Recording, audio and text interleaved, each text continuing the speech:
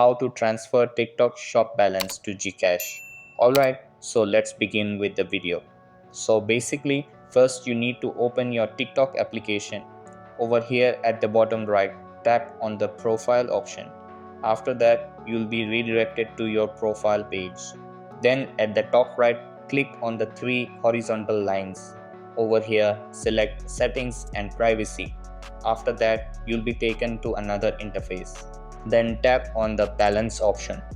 Over here, you'll see your TikTok balance or coins if you have any available. After that, click on Live Rewards. Over here, depending on your region, the currency may vary.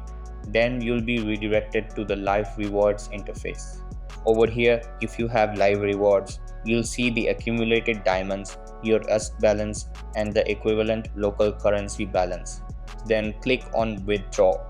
After that, select your Gcash account to withdraw the amount. Then open your Gcash application.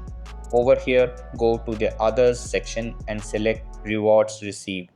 After that, you can convert the transferred currency into your Gcash balance. So that's basically how you can transfer TikTok shop balance to Gcash. So that's all for this video. Consider subscribing if you find it helpful, and I'll catch you in the next one. Thanks.